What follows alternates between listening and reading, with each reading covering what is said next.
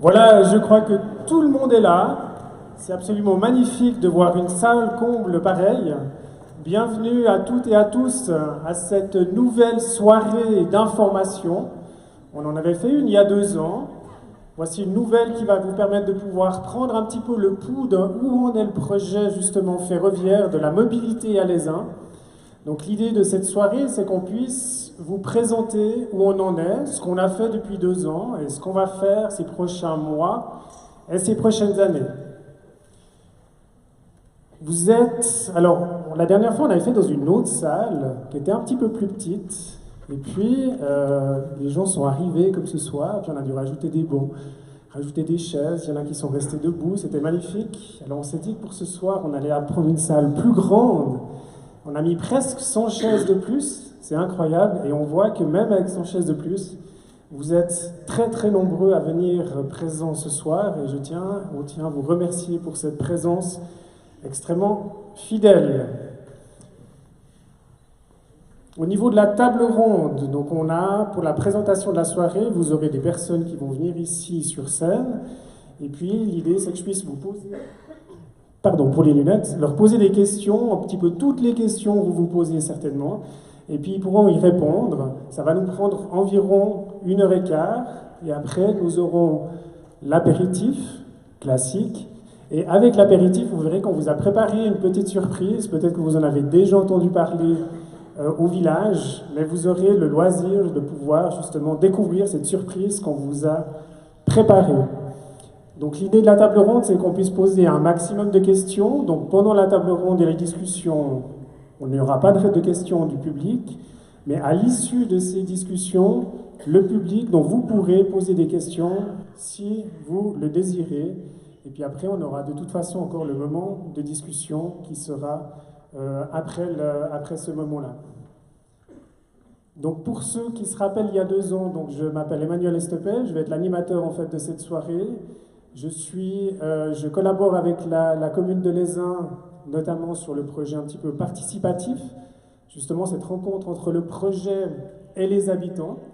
Et puis, je ne vais pas être tout seul sur scène, et j'ai le plaisir en fait d'inviter les personnes qui viendront me rejoindre sur cette scène, à commencer par une personne incontournable que je pense que tout le monde connaît ici au village.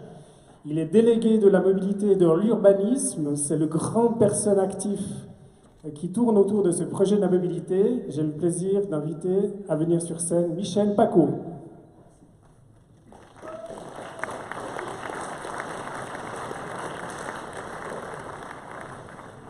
Au niveau des transports publics du Chablais, il est responsable du projet et particulièrement responsable justement du projet de l'Aisin.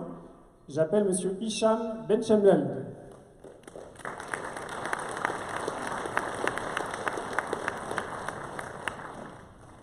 Il est syndic de Lutry, mais surtout très amoureux de la région, et de ce fait, il est devenu le vice-président des remontées mécaniques. J'ai le plaisir d'inviter M. Charles Monod.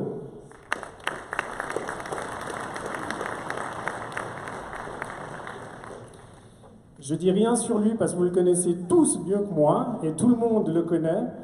Monsieur le syndic de la commune de l'Aisin, Jean-Marc Udriot.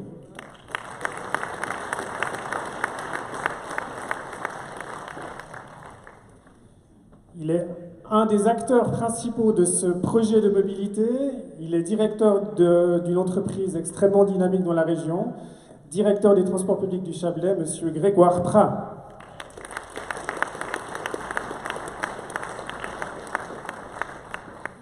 Une autre personne, vous avez des personnes très célèbres, ce soir vous avez de la chance. Une autre personne très célèbre qu'on voit beaucoup dans les projets de mobilité, que ce soit dans le canton de Vaud ou ailleurs, il est conseiller aux États et président des transports publics du Chablais, Monsieur Olivier Français.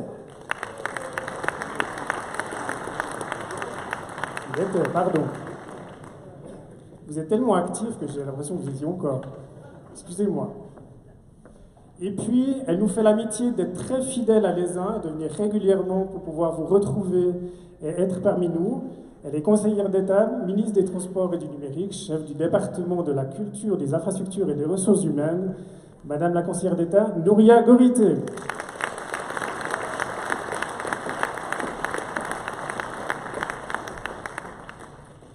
Voilà, je commencerai avec Monsieur le syndic.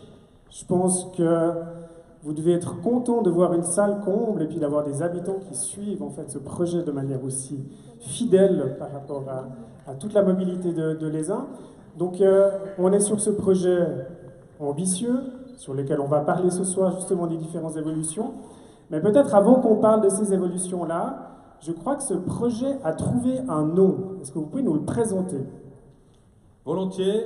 Tout d'abord, les salutations, les chaleureuses salutations des autorités communales de l'Aisin, que ce soit la municipalité ou le conseil communal.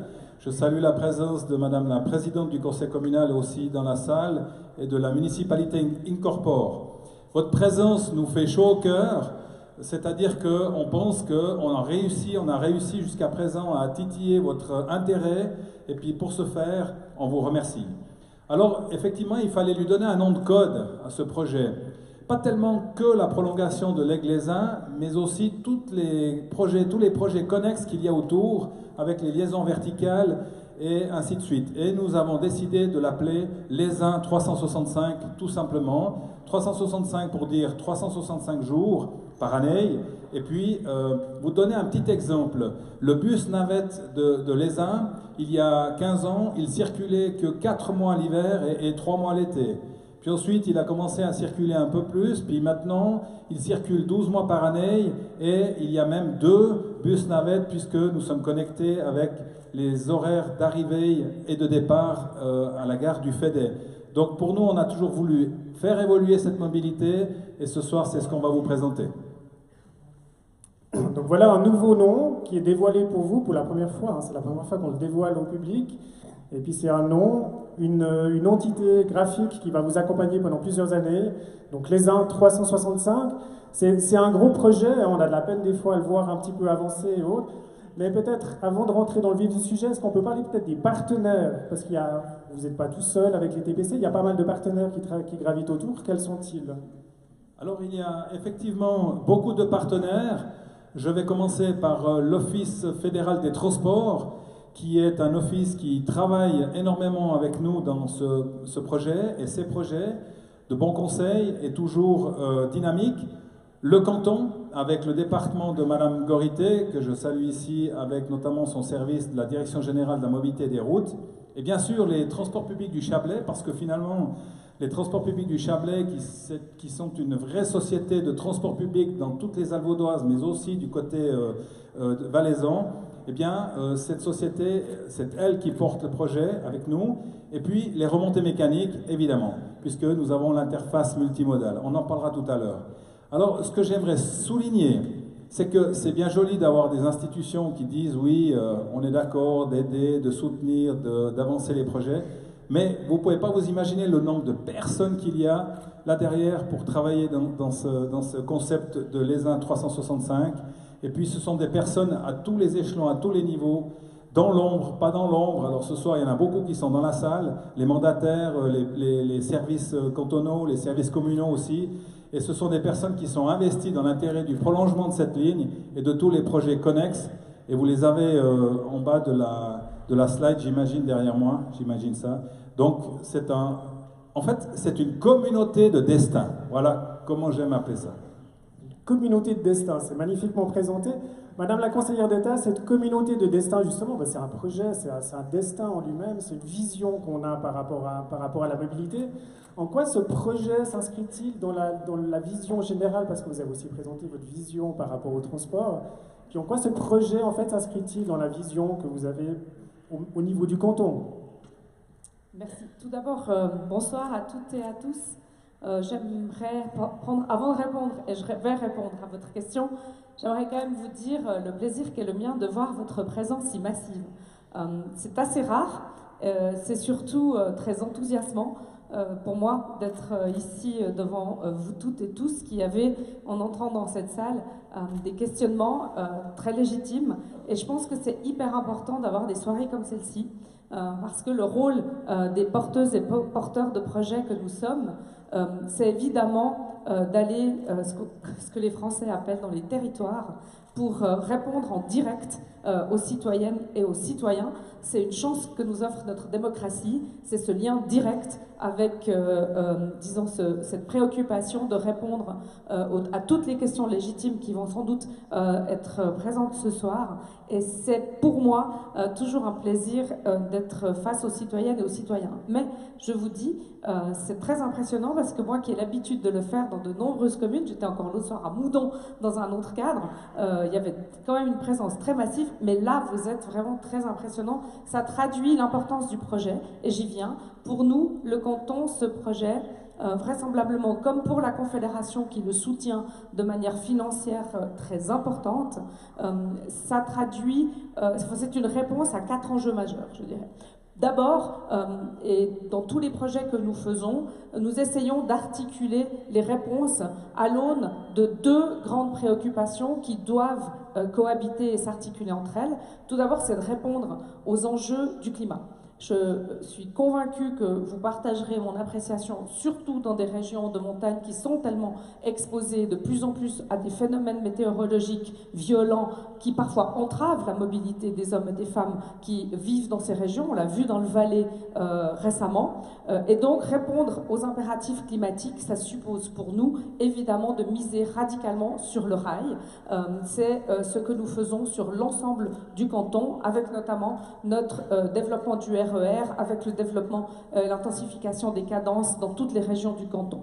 Deuxièmement, nous avons aussi développé une vision stratégique du rail qu'on a présentée en début d'année pour justement rappeler que si on dit aux gens qu'il faut renoncer à la voiture, il faut pour autant que nous ayons des offres de voitures, des offres alternatives à la voiture qui soient crédibles et suffisantes en qualité et en cadence.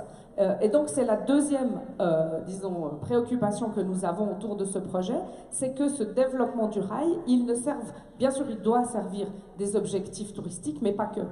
C'est l'objectif de ce projet, il doit aussi améliorer la qualité de vie des hommes et de femmes qui vivent et travaillent ici à l'Aisin.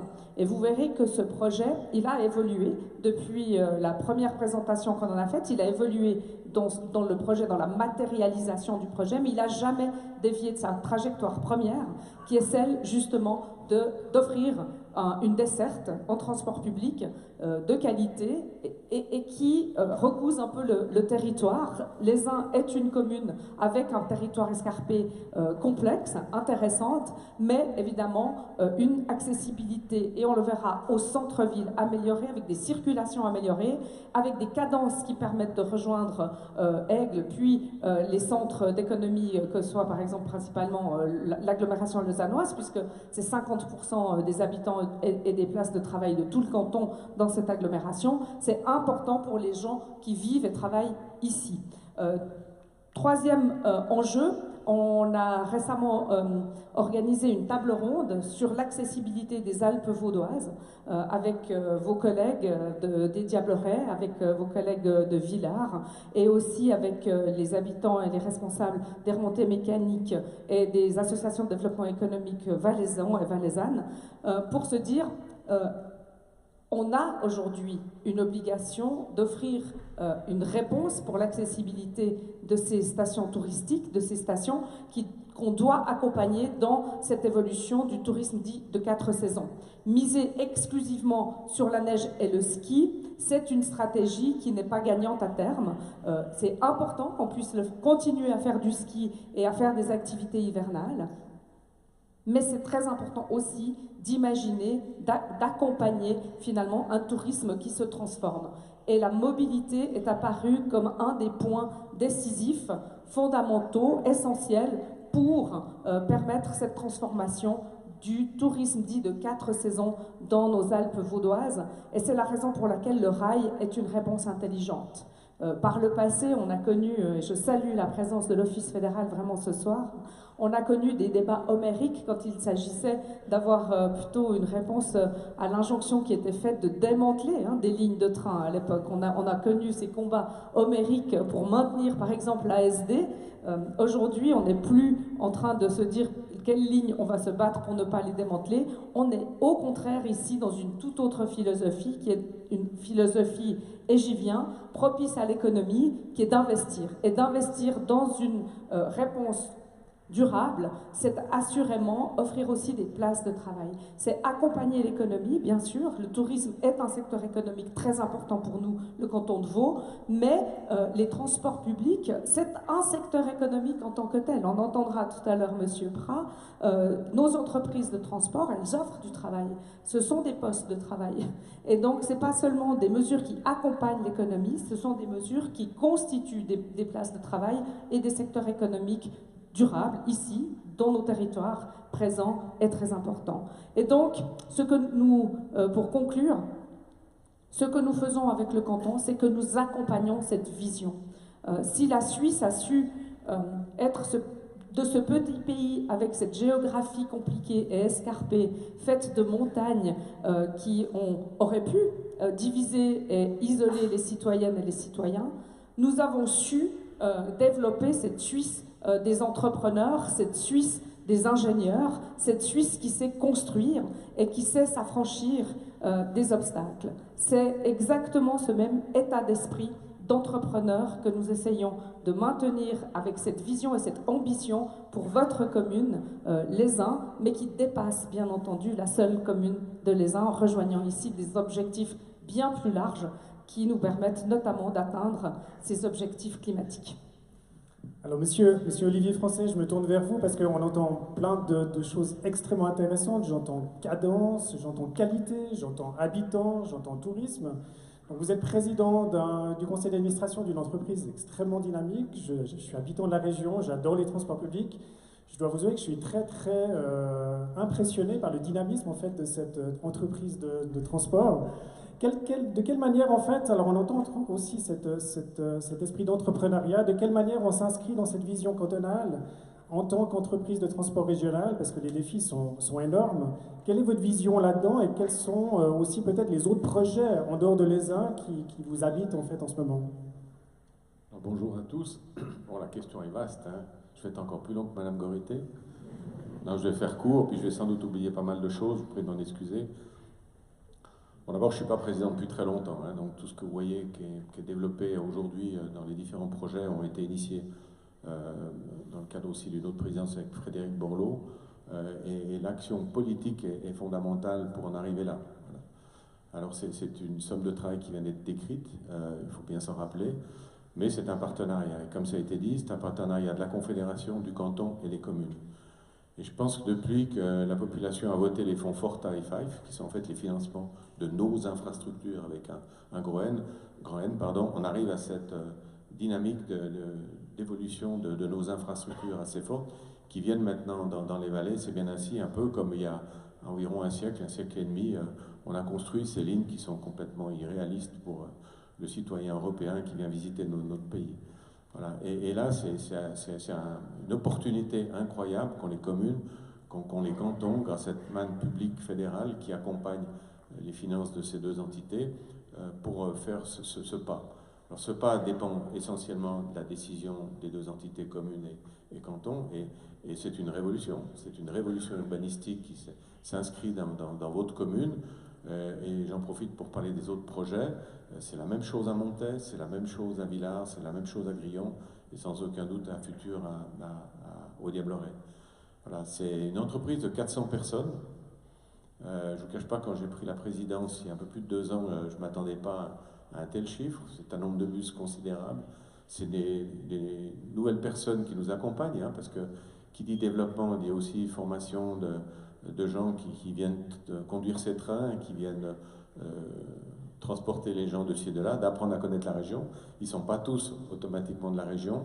Et on vient de passer le cap, on peut dire, de l'adolescence du système. Et le conseil d'administration a mis un stand-by à un moment donné dans le développement parce que ça se développait tellement vite qu'on a, entre guillemets, je ne veux pas dire qu'on n'arrivait plus à suivre, le service était donné, mais la notion de qualité telle qu'elle a été décrite par Madame Gorité est importante. Elle est importante dans le développement du projet, tout comme dans la notion de service. Voilà. Donc maintenant, on est dans une phase essentielle où le projet de la gare de Montet va démarrer tout soudain, sous réserve que la procédure dite des oppositions que nous vivons dans tout projet soit réglée. C'est le plus gros projet à court terme. Il y a le projet de l'Aisin, qui est le projet quasiment tout aussi conséquent que celui de Montet, et poursuivra toute une série de projets qui sont en cours. Hein, la Barbeleuse, modification du tracé sur la Barbeleuse sur une autre ligne. Mais pour la ligne de l'Aisin, il y a un point qui est très important, c'est la modernisation de la ligne dans sa globalité au niveau de la sécurité, parce que c'est un aspect fondamental pour l'exploitant, de garantir la sécurité, aussi une meilleure conduite pour les gens qui conduisent le train. Pour ceux qui connaissent un peu la ligne, voient un peu ce que je dis. Quand j'ai dit oui, on va le faire, moi je pensais que ça prenait 2 minutes. Je regarde le représentant de l'Office fédéral des transports, il me dit oui, c'est bien ton idée, mais quand on fait une modification là, il faut s'occuper d'un secteur. On fait pas une petite touche comme ça pour faire plaisir, quitte à faire autant faire la modernisation qui rapporte à long terme et qui va dans une prolongation. Pour ceux qui me connaissent, je suis des fois un peu pressé, là on m'a vite calmé, quoi, je ne vous cache pas, mais c'est des projets qui se mettent en route. Et puis, ma grande frustration, globalement, c'est pas le seul réseau que je connais, et là c'est une satisfaction pour moi, parce que maintenant c'est une stratégie qui va se développer dans notre compagnie, mais aussi comme d'autres, c'est d'avoir une uniformité du matériel roulant pour que quand on achète un train, on n'achète pas demain une spécialité. Alors à court terme, on va acheter une spécialité parce qu'on n'a pas le choix, parce que les tunnels sont trop étroits, parce que la charge sur les murs pose quelques problèmes et tout. Mais ça, c'est un développement qui doit se faire dans les années futures pour que ceux qui feront le renouvellement à terme, finalement, on ait un matériel roulant qu'on peut trouver sur le marché et qui économiquement soit plus profitable pour la société. Donc vous avez plein de projets, donc on va suivre ça de manière assidue. En quoi pour vous le projet de l'Aisin est particulier ou différent? Parce qu'il a quelque chose d'ambitieux. Je sais que vous aimez suivre les projets ambitieux. En quoi est-il particulier? J'ai le droit de tout dire, monsieur le syndic? J'ai le droit de tout dire. Bon, d'abord, quand j'ai vu ce projet-là, j'ai dit, ils sont un peu tarés, quoi, cette équipe, parce que franchement, l'ambition, elle est là, quoi. Et puis moi, j'aime les projets ambitieux, puis en plus ça, j'aime bien m'entendre avec les gens, quelle que soit leur couleur politique. Puis c'est vrai que le quatuor que nous formons, nous, c'est le projet on a tous la même ambition, quoi. Voilà, et ça c'est une sacrée plus-value pour les acteurs du projet, parce qu'on sent qu'on a envie d'avancer. Certains voudraient aller un peu plus lentement pour les raisons que j'ai citées, mais c'est des raisons purement techniques ou administratives. Puis nous tous, on veut aller de l'avant. Et quand le syndic m'a appelé un été, en absence du directeur, il m'a posé une question, et puis j'ai répondu par l'affirmative. Et les mutations que vous voulez aujourd'hui, c'est suite à cette dynamique d'entente qu'on a entre nous pour dire, tiens, on pourrait peut-être faire autrement, parce qu'il y a quand même un critère qui est fondamental, quoi. Il y a des priorités une dans le temps, et puis il y a aussi des priorités financières. Voilà. Et là, maintenant, on est tombé sur un projet qui est financièrement viable. En tout cas, je regarde ma conseillère d'État, elle dit oui, hein, donc c'est bon, quand le conseil va voter les crédits. Je regarde le représentant de l'Office fédéral des transports. Il y a un autre truc que vous devez savoir, c'est qu'à l'époque, le financement de ce projet est venu par une décision fédérale. On n'est pas dans un projet connexe qu'on trouve de ci et de là, purement canton-commune avec une petite aide de l'État. Non, il y a une très très grande participation financière de la Confédération, mais on doit quand même rester dans ce cadre. Et cette mutation de projet, vous verrez tout à l'heure la surprise, moi je ne l'avais pas vue, hein, parce que je suis un peu loin du projet, pour continuer un rôle, mais je pense que vous allez être séduits. Et là, je ne peux que dire bravo aux acteurs.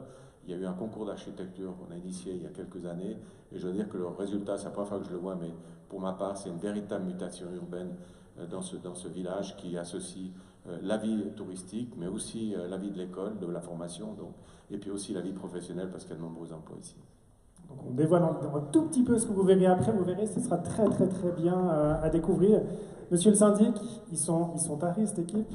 Je reprends les termes, mais c'est vrai que c'est un projet ambitieux, hein, il faut se lancer. C'est un projet qui a de la vision, c'est un projet qui fait rêver. Vous soutenez ce projet au niveau de la municipalité, le conseil communal aussi qui suit derrière ce projet, qui le soutient. En quoi ce projet, en fait, il est particulier pour vous, pour la municipalité, au niveau de l'Aisin?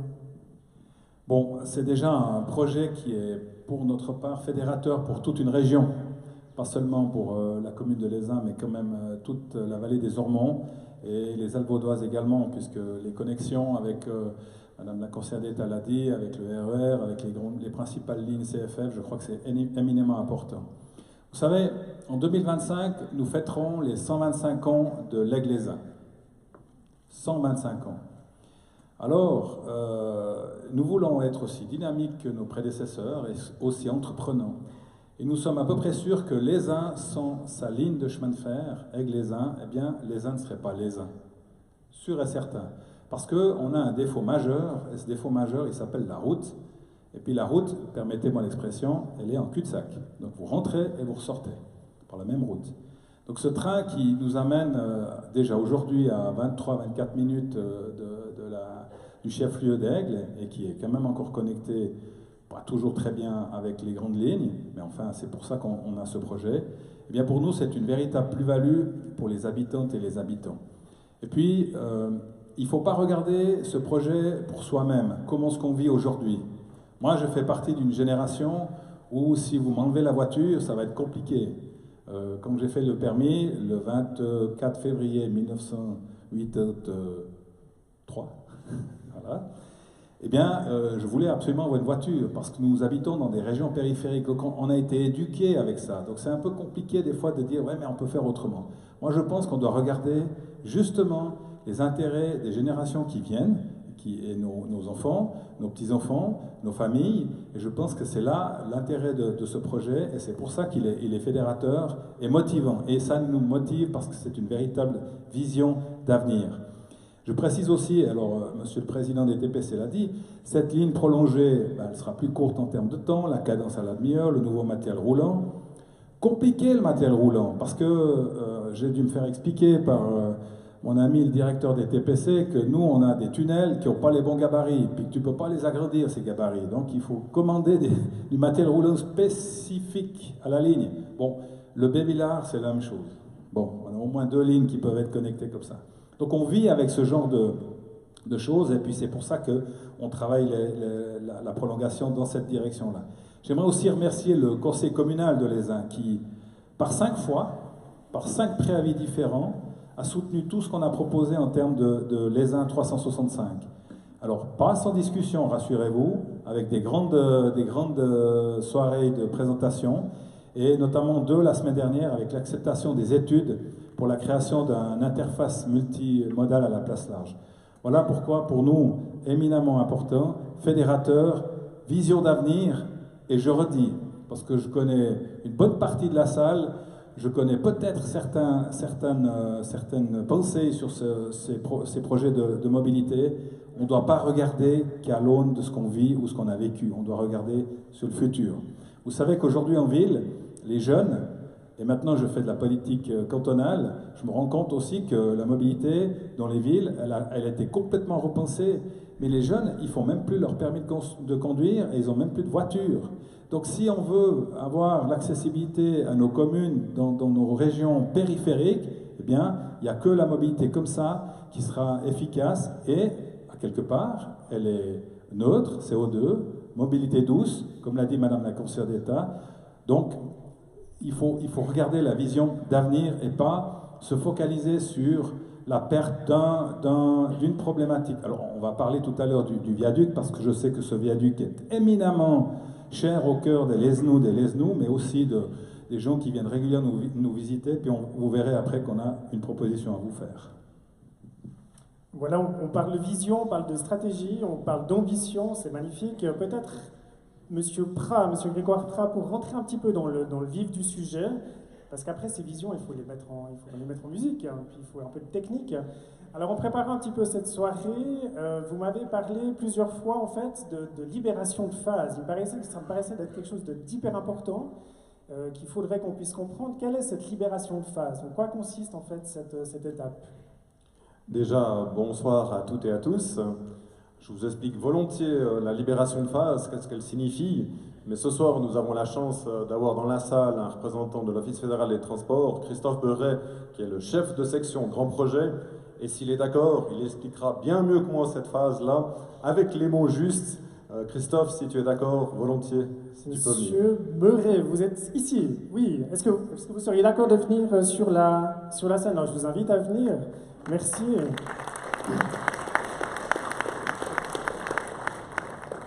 Monsieur Christophe Beuret, qui est à l'Office fédéral des transports, c'est juste. Merci. Alors moi, je découvre en fait le projet. Je pense que je suis pas technicien, je suis amoureux des trains, mais pas dans la technique et la réalisation. J'ai beaucoup entendu justement cette libération de phase, c'est extrêmement important, il faut travailler pour ça. C'est quoi une libération de phase? Alors, c'est en marche.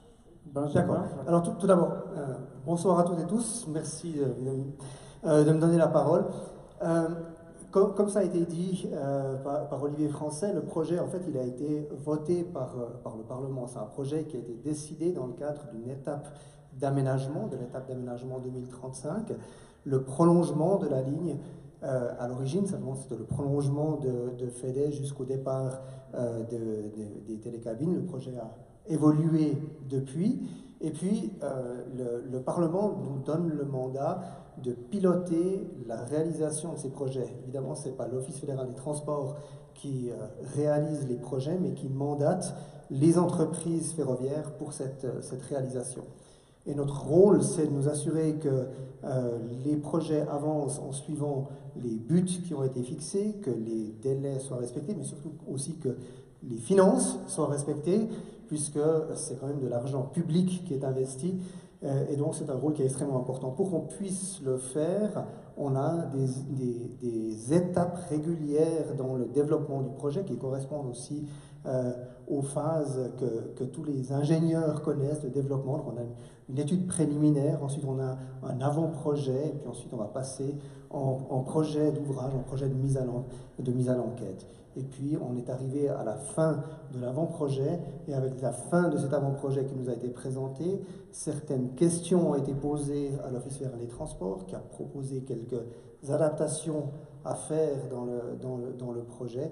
Et maintenant on est au point où on peut dire oui, on peut continuer, TPC, vous avez le feu vert de notre part pour avancer dans ce projet.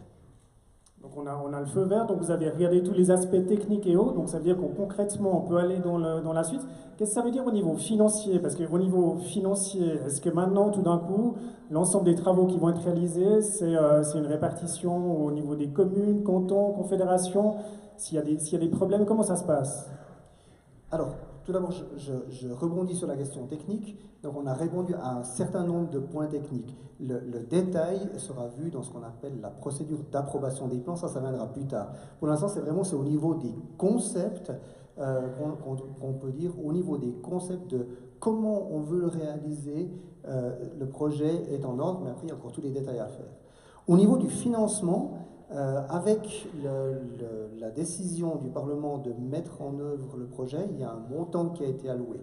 Et puis, dans l'histoire du projet, ce qui est extrêmement intéressant, c'est qu'on s'est rendu compte que si on faisait le projet tel qu'il était prévu initialement, il fallait malgré tout faire beaucoup de travaux de mise à niveau de l'infrastructure existante entre village et FEDE. Et c'est pour ça que le projet a été modernisé pour faire un paquet global. Donc, mise à niveau notamment pour les handicapés, ça fait pour la loi. Notamment pour la loi. L'accessibilité. Tout à fait, mais aussi du profil d'espace libre, du gabarit pour le passage des trains, modernisation des infrastructures de manière générale. Et puis c'est pour ça que le nouveau projet, la somme des deux projets arrivait en fait dans des montants qui étaient comparables. Donc ce montant qui aurait de toute façon été aussi financé par la Confédération, mais par un autre moyen, ce qu'on appelle les conventions sur les prestations, qui sont en fait des contrats que la Confédération fait avec les entreprises ferroviaires tous les 4 ans sur le renouvellement de leur infrastructure. Et puis, ce montant qui aurait de toute façon été payé et le montant du prolongement du projet, on arrive à un projet global plus intelligent avec un financement comparable. Donc aujourd'hui, et on l'a aussi, l'Office fédéral des transports l'a écrit et le Conseil fédéral l'a proposé au Parlement dans le message 2023, le message sur l'état d'avancement des grands projets dont le Parlement a pris connaissance ce printemps. On a déjà à ce moment-là informé qu'on remplaçait le projet original par ce nouveau projet qui combinait les deux. Donc le financement, il est garanti, et pour la partie purement ferroviaire, je vois vraiment que la partie purement ferroviaire, c'est un financement 100% fédéral. 100% la Confédération. Donc ni le canton ni les communes mettent dans le projet ferroviaire. Dans le projet ferroviaire, le canton a financé les études préliminaires qui ont permis de développer le projet. On remercie le canton d'avoir financé cette première partie. Et puis, après, il y a dans les interfaces des financements qui sont encore à discuter avec les autres partenaires. Mais sur le projet ferroviaire, donc 100% financement de la Confédération. Si vous voulez désirer rester avec nous, vous pouvez rester avec nous, hein, on est très bien aussi comme vous voulez. Et si vous voulez poser, c'est très technique hein, comme étape, mais c'est extrêmement important, donc vous pourrez aussi encore après poser des questions à M. Gobet. Merci beaucoup d'être monté sur scène pour répondre. Donc si on revient dans la technique, M. Prat, on a vu que pendant ces 2 dernières années, en fait, vous avez fait... Justement, peut-être on n'a pas beaucoup vu ce que vous avez fait. Qu'est-ce que vous avez pu faire ces 2 dernières années qui vous ont permis justement d'aller à cette étape de libération de phase? Alors dans la phase d'avant-projet, le but est d'affiner vraiment un peu nos études. Donc la première chose, on est en tunnel, donc ce qui est important c'est quand même le sol. Vous savez que si on perce un tunnel, on a souvent des mauvaises surprises, donc pour les éviter, on a été faire des forages supplémentaires. Hein. Vous avez certainement vu des foreuses qui circulaient par là pour faire des carottages, pour mieux connaître la géologie du sol et optimiser le tracé par rapport à cette géologie. On cherche toujours à aller dans des rochers, les meilleurs rochers possibles quand on fait un tunnel pour éviter ces surprises. Donc on a optimisé le tracé, ça a eu des conséquences aussi sur des gares, des haltes, typiquement la gare de village, vous verrez dans les détails après, où on a un changement important qui est dû en partie par la géologie. Et ça, c'est important de le savoir, mais pour nous, c'est une optimisation.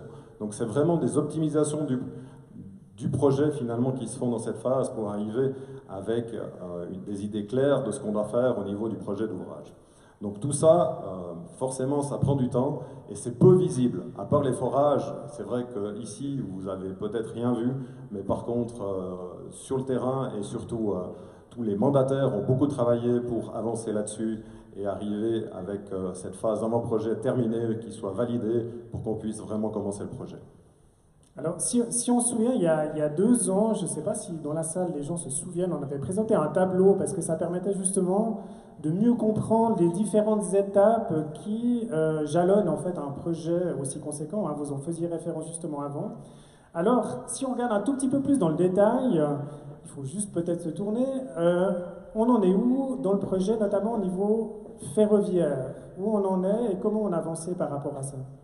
Alors vous voyez là, c'est la première colonne, hein, le projet ferroviaire, peut-être vous n'arrivez pas à le lire depuis le fond de la salle, mais cette première colonne, avec les étapes qui sont déterminées à gauche, les 8 étapes qui ont été déterminées, c'est le tableau qui vous a été présenté la dernière fois. Donc l'avancée qu'on voit clairement sur le projet ferroviaire, c'est qu'on a fini l'étape 3, qui est l'étape avant-projet, avec la libération de phase qui a été maintenant donnée par l'OFT, et on peut commencer cette étape 4 qui est primordiale et qui va permettre la mise à l'enquête finalement du projet en 2027.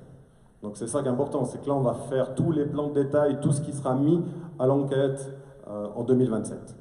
C'est pas impossible que les personnes qui sont au fond de la salle, peut-être pourraient lever la main, vous ne voyez pas tout précisément, mais vous allez retrouver après ces tableaux, puis vous pourrez en parler justement avec les petits détails qu'on a. Peut-être au niveau des flèches, on a 5 flèches, et la flèche de tout à gauche, qu'on voit en orange, correspond au projet ferroviaire. Après, si je me rappelle bien, monsieur le syndic, il me semble qu'on avait moins de flèches l'année passée, et on a des flèches qui sont venues se rajouter. Est-ce que vous pouvez nous en parler justement? Comment ça se passe? Oui, c'est ce qu'on appelle les projets connexes. Alors il y a déjà le funiculaire qui était censé partir depuis le FEDE pour à la gare Les Uns-Centre et ensuite descendre jusqu'au centre sportif. Finalement, en raison de l'optimisation des coûts des avant-projets, parce que finalement tous les avant-projets ont été déposés au 30 septembre l'année dernière, et tant l'Office fédéral des transports, que le canton, que les transports publics du Chablais et la commune ont trouvé que c'était quasiment pas possible de financer ça comme ça, et puis qu'il fallait revoir les avant-projets. Et puis finalement, le projet du funiculaire, il s'est pas désolidarisé, il est sorti du projet ferroviaire et il aura sa propre vie.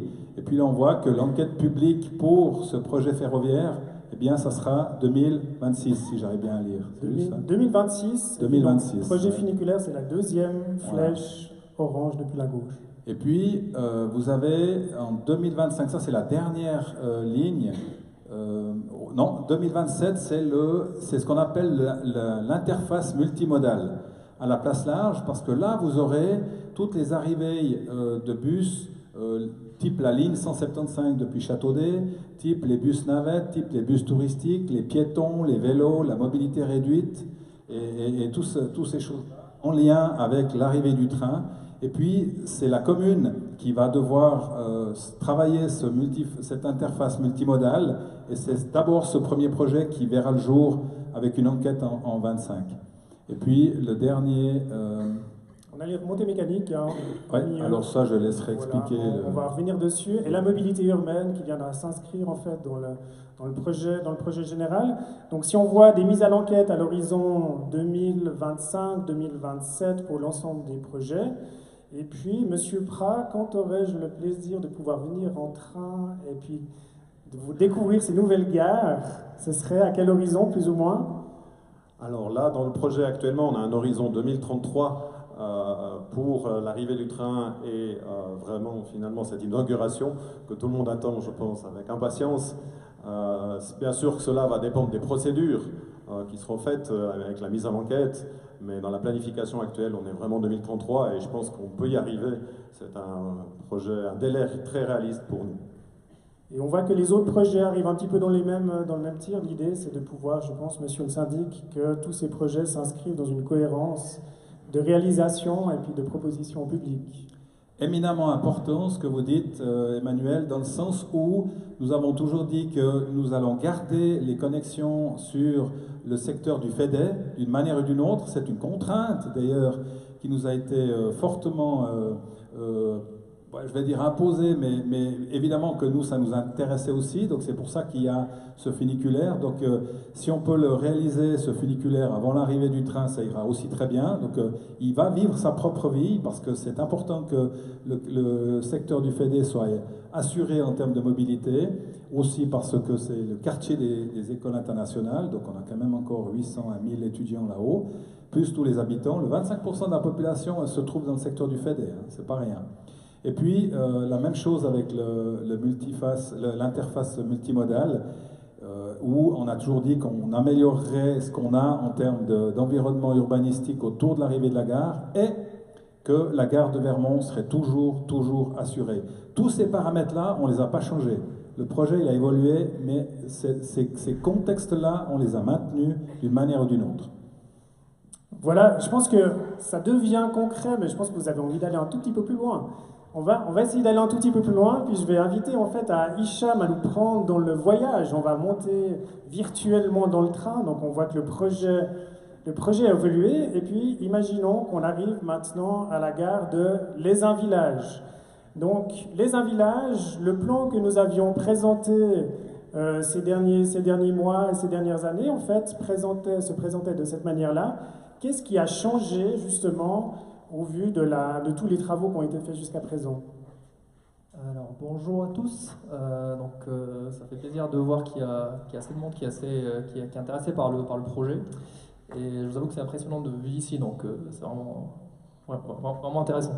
Alors au niveau du projet dans sa globalité, alors ça c'est la carte que vous avez peut-être vu la dernière fois, lors de la dernière présentation il y a 2 ans. Donc on avait le projet ferroviaire, donc le prolongement souterrain depuis Village jusqu'au télécabine avec un passage par une nouvelle gare à Centre et un funiculaire souterrain, donc on verra par la suite l'évolution à ce niveau-là. Donc comme ce qu'on a dit tout à l'heure, c'est que ce projet, on a déjà livré un avant-projet. Les coûts étaient très élevés par rapport à ce qui était supportable par un projet de cette envergure, et du coup il fallait trouver des pistes d'économie. Donc c'est ce que nous avons tous fait les derniers mois, voire l'année qui est passée. Et un des plus gros postes d'économie, c'est au niveau de Village. Alors à ce niveau-là, initialement on avait la gare de Village qui était enterrée. Donc on avait une gare souterraine avec un accès par une galerie de plusieurs, presque une centaine de mètres qui débouchait au niveau de la maison de commune. Ensuite, on avait un accès à Vermont par le biais d'un ascenseur. Donc, on creusait un ascenseur jusqu'au niveau des quais pour accéder à Vermont. À ce niveau-là, la géologie n'est pas très favorable, donc les ouvrages souterrains étaient assez conséquents en termes de coûts, et donc il fallait optimiser à ce niveau-là. Et donc, ce qui nous a permis de ressortir vers un nouveau projet. Donc, on a sorti la gare de Village au niveau de l'actuelle gare de Village. Donc, c'est une gare semi-enterrée avec les 3 quarts qui sont enterrés, mais avec une faible profondeur, donc avec des ouvrages qui sont, on va dire, moins conséquents en termes de coûts, et aussi une partie qui est aérienne, qui est plus, enfin, on va dire, qui est plus simple à réaliser à ce niveau-là. Donc ici on a l'accès qui se fera donc de la même manière que l'accès actuel. Donc on accède avec un ascenseur et avec des escaliers. Donc c'est un accès Eland. Et à partir de ce niveau-là, on a le quai qui fait une centaine de mètres pour accueillir du coup les nouveaux matériels roulants. La gare actuelle se trouve où là par rapport au plan? Un peu en dessus, un peu en dessous? Alors la gare actuelle, elle se situe un petit peu en dessous. Donc si on voit ici, là ce qu'on voit au niveau de l'ascenseur, enfin on appelle le funiculaire, mais j'y viens juste par la suite, ça c'est la voie actuelle. Donc on voit des rails ici, et juste à gauche, on va creuser le tunnel. Donc la gare elle se situe un peu plus en aval, donc on est du côté qui est un peu plus, moins pentu, pour qu'on puisse respecter aussi les normes Eland. Et puis on voit derrière, en fait, il y a encore une ligne de chemin de fer où on devine quelque chose. Qu'est-ce que c'est? Vous allez laisser la ligne ou bien vous allez... Pas tout à fait, parce que vu qu'on devait optimiser le projet, donc en gardant quand même la substance de cette gare, donc avec un accès à Vermont qui doit être garanti, donc on a pris le parti d'utiliser l'infrastructure existante, donc le long du viaduc, que tout le monde connaît au niveau de l'Aisin, comme infrastructure qui va accueillir un nouveau système de liaison verticale jusqu'à la gare de Village par Vermont. Donc le train arrive toujours à Village, mais on aura un accès depuis Village et un accès depuis Vermont par le biais de cette liaison verticale. D'accord, donc on pourra prendre comme ça et remonter entre les 2 gares. On voit aussi qu'il y a un ascenseur. L'ascenseur, en fait, il permet de pouvoir... On a vu sur la slide d'avant, sur l'image d'avant. Oui, alors l'ascenseur, en fait, c'est pour l'accès à Village pour les personnes à mobilité réduite. Donc c'est un accès Eland, vu qu'on aura un escalier de l'autre côté. Donc ce sera l'accès pour les Eland, donc fauteuil roulant ou poussette ou bagage encombrant. D'accord. Donc voilà, donc on a notre première gare. On voit qu'ici, dans le slide, le train est en mouvement. Il s'enfile dans le tunnel. Il va, je pense, tout soudain arriver à l'Aisin Centre. Michel Pacaud, on a eu pas mal de changements, on a eu pas mal d'évolutions, on a eu pas mal de réflexions par rapport à cette ligne. Qu'est-ce qui a changé? Qu'est-ce qu'on a évolué et vers quoi nous allons? Alors, bonsoir à toutes et tous. Alors oui, cette gare de l'Aisin Centre a été modifiée. Pas du côté ferroviaire, mais du côté funiculaire. Vous vous souvenez, on avait ce grand trait bleu qui descendait jusqu'à la patinoire. C'était une double idée. C'était l'idée de relier la patinoire à Fédère, mais d'exploiter surtout un tunnel qui servirait à enlever les déchets de construction du tunnel ferroviaire. Pour plusieurs raisons, dont aussi des raisons d'économie et géologique, ce tunnel n'a pas sa raison d'être et n'est pas réaliste. Donc on s'est trouvé avec plus de tunnel entre la patinoire et le centre. Mais il fallait quand même garder notre vision de desservir Fédère. Et vous savez que creuser un taupe sous la terre, évidemment ça coûte cher. Donc l'idée dans l'optimisation est de garder un funiculaire qui partira de la gare de l'Aisin Centre, de l'accès souterrain, et qui, au bout de quelques mètres, va sortir de terre. Voilà l'entrée de la gare, à côté, pour ceux qui reconnaissent, de la pharmacie. On est exactement sur la même hauteur. Vous entrerez dans ce tunnel, et juste au bout de l'entrée de ce tunnel, vous aurez le départ d'un funiculaire qui montera directement à l'Aisin Fédère.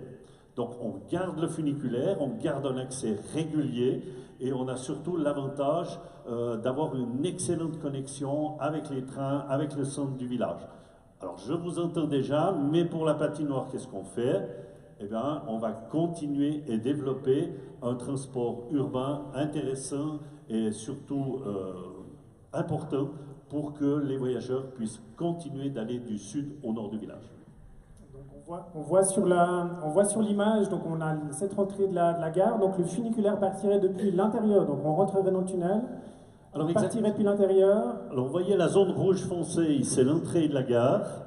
On passe entre les deux bâtiments, qui est le bâtiment de la pharmacie et puis le petit bâtiment carré. On est sous terre et le trait noir est une version, je dis une version parce qu'aujourd'hui on étudie encore la meilleure possibilité de départ du funiculaire en direction de Fédé. Mais le funiculaire ne sera pas creusé souterrain, il sera mis, peut-être beaucoup d'entre vous connaissent le style du funiculaire du Molaison ou d'autres funiculaires qui sont à hauteur de terrain. Ce n'est pas des ouvrages à 20 mètres de haut, mais comme ça vous aurez cette montée dans les arbres qui vous permettra d'arriver juste au bord de la place de Fédé. Donc au niveau du train, donc on est arrivé à l'Aisin Centre, Hicham. Au niveau de la gare, c'est une gare standard, oui, alors au niveau de la gare centre, donc c'est une gare qui est, donc là c'est l'accès, donc on accède depuis l'avenue du Relier, donc une fois qu'on rentre à l'intérieur, on a une correspondance directe de plein pied avec le futur funiculaire, et par la suite on avance dans une galerie d'à peu près un peu moins de 100 mètres pour arriver jusqu'au quai, donc ils font aussi 100 mètres de long, donc c'est une gare simple qui est enterrée dans une zone un peu plus favorable, on va dire géologiquement, et à peu près à 80 mètres de profondeur par rapport au terrain qu'on a au-dessus. D'accord, donc on sera dans une gare souterraine qui nous permet en fait de continuer parce qu'on va construire notre tunnel et notre voie ferrée jusqu'à l'Aisin Télécabine. Qu'est-ce qu'on va retrouver à l'Aisin Télécabine? Donc au niveau de la gare. Oui, alors au niveau de la gare, donc on est en tunnel depuis centre et à Télécabine, on va sortir du tunnel. Donc on verra un bâtiment qui sort de terre, littéralement parlant. Et du coup, on arrive ici à un terminus. Donc c'est un terminus avec 2 quais de voies. Donc ça permet de faire aussi un croisement, notamment pour garantir aussi les cadences à la demi-heure renforcées à 20 minutes. On a des quais qui font 6 mètres de large à peu près, et cette configuration permet aussi d'avoir un accès qu'on appelle à l'espagnol. C'est en cas de forte affluence de pouvoir embarquer sur un quai et débarquer de l'autre, donc pour des raisons pour fluidifier le trafic. Et du coup, à ce niveau-là, on reste quand même sur une gare d'architecture sobre, mais qui est dans la continuité de ce que va construire donc, les TLML pour avoir déjà une homogénéité architecturale et aussi un accès direct aux remontées mécaniques. Et donc, je te laisse du coup avancer. Oui, donc quand on voit des images comme ça fait très envie. Et puis, donc ce train, il arrive à la gare Télécabine. Et puis je pense que vous avez tous, si vous êtes tous aussi nombreux ce soir à vous intéresser à ce projet, vous avez tous aussi été voir un petit peu les croquis, les projets qui ont été présentés par rapport à la place large. Donc Monsieur Monod, donc on a pas mal de choses qui ont évolué aussi par rapport à ce projet, par rapport aux télécabines. Est-ce que vous pouvez nous expliquer un tout petit peu qu'est-ce qui évolue et qu'est-ce qui change à ce niveau-là? Alors bien sûr, il y a tout qui change en fait. On arrive à la gare, effectivement, là on voit l'arrivée du train sur votre gauche, et puis sur la terrasse, on va dire sur le toit de la gare, on va avoir un vaste front des sports, là en version front de neige, bien sûr. Vous voyez ici l'accès avec un escalateur qui permettra non seulement en hiver aux skieurs d'accéder, bien sûr, mais à tous les types de piétons, qu'ils soient avec des vélos, à mobilité réduite ou autre, permettra d'accéder à ce front des sports, qu'on appelle front des sports, front des neiges dans cette variante-là. Donc, une installation à câble, une nouvelle installation à câble sera installée à l'actuel restaurant Bel Air. Donc, c'est une installation, vous voyez une partie du toit, je crois que dans la slide d'après, ce sera tout à l'heure dans la démonstration, c'est ça? C'est après? Je crois qu'on en a une. On la voit juste avant. Celle d'avant qui présente le départ. Voilà, exactement. Donc effectivement, je vais essayer de m'avancer. Donc vous voyez ici effectivement la station de départ qui se trouve vraiment sur le toit de la gare, et puis la ligne des cabines en fait qui part et qui rejoint et qui va rejoindre en moins de 10 minutes la berdeuse.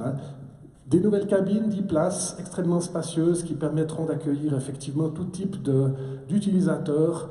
L'idée est de faire fonctionner cette installation de type 4 saisons, 360 jours par année. Donc voilà, en principe, on pourra utiliser la cabine, cette installation à câble presque pratiquement toute l'année. Voilà, une installation bien sûr faite pour un usage 4 saisons. Et donc là, on voit après justement tout l'échange qu'on peut avoir avec les bus. Alors là, on n'est pas tout à fait. Alors effectivement, là, on est au droit de la gare. Hein, si vous sortez du train, parce que vous venez effectivement du village ou d'Aigle, et puis il vous prend l'idée de ne pas aller plus haut, effectivement, vous arrivez à la gare, et en fait, on a une place relativement large et vaste qui laissera la place à tout type d'usage, mais notamment de la mobilité douce. On voit des vélos, et en fait, l'idée, c'est d'être à niveau avec le parking que l'on va voir vraisemblablement dans la slide qui suit. Voilà, donc on voit effectivement le bout du bâtiment ici, des remontées, et en principe on sera à peu près à niveau. L'idée c'est que l'actuel parking en fait souterrain qui contiendra environ 180 places, parce que l'idée c'est de récupérer toutes les places qui sont en surface dans ce périmètre, de les mettre souterrain, puis le toit de la gare en fait permettra d'accueillir en fait les transports publics, les bus, on en a parlé tout à l'heure, et ce sera notamment la gare terminale des lignes, notamment le 175. Je ne connais pas tous les numéros de ligne, je ne suis pas un spécialiste des transports, mais disons l'idée c'est que toutes les lignes arriveront ici. Et l'idée c'est que ce parking permettra aussi de faire un parking d'échange, on va dire type P+R local.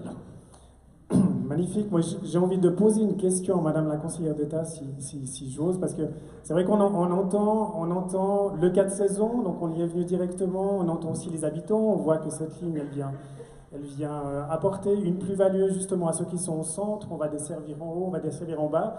Donc on est aussi un petit peu en écho avec tous ces projets de durabilité.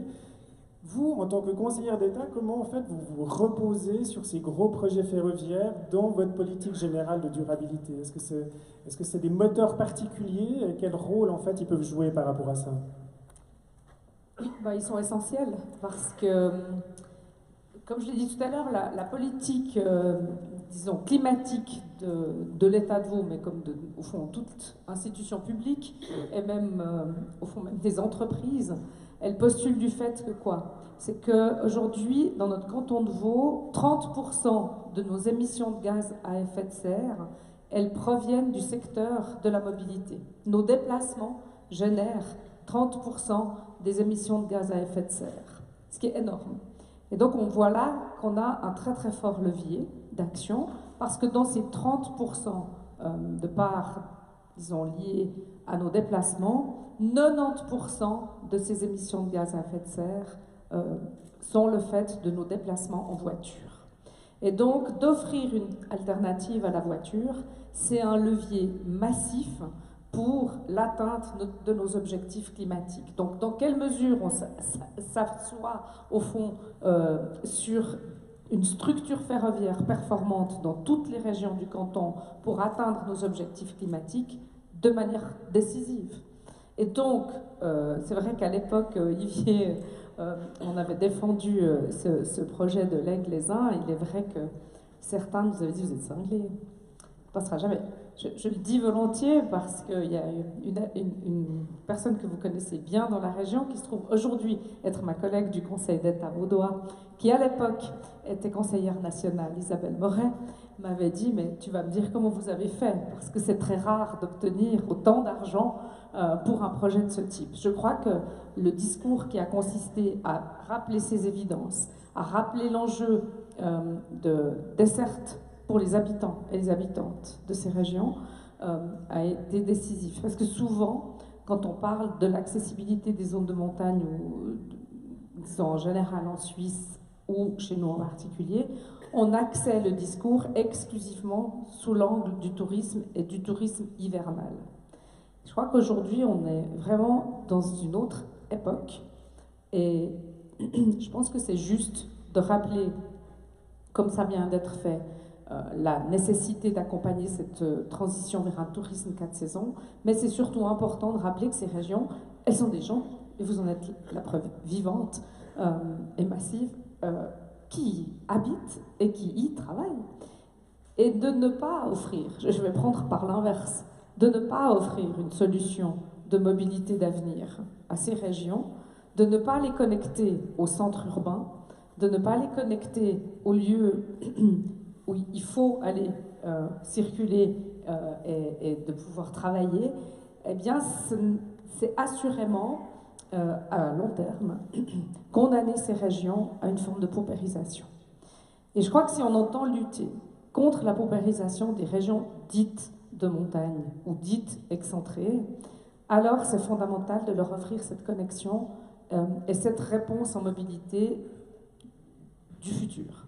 Et c'est pour ça que nous, on s'appuie sur ces projets, mais on n'est pas seul à le faire. Moi, j'aimerais quand même ici saluer la vision de la municipalité de l'Aisin, la fidélité du conseil communal qui soutient cette ambition, parce que, et enfin, les décisions de l'Office et des chambres fédérales. Je crois que notre politique, elle dit qu'il ne faut pas opposer les modes de transport entre eux, c'est vrai. Il faut apporter des réponses différenciées dans les régions. On n'offre pas la même mobilité au centre de Lausanne qu'à l'Aisin ou à la vallée de Joux, bien entendu. Mais néanmoins, c'est fondamental de construire ces alternatives. Après, les gens, notre politique, c'est de dire on n'oppose pas les modes de transport, mais on n'oppose pas non plus les régions entre elles.